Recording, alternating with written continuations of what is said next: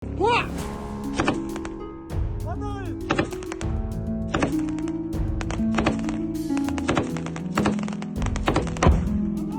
Allahu Akbar!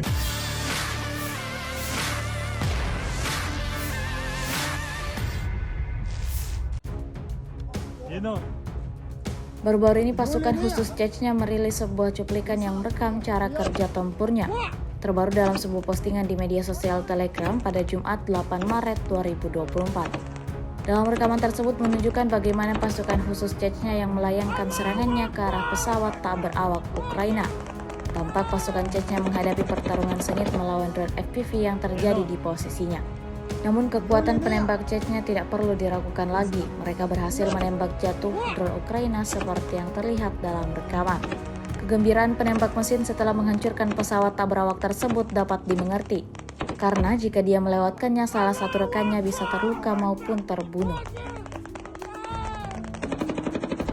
X sekarang menghadirkan lokal menjadi Indonesia.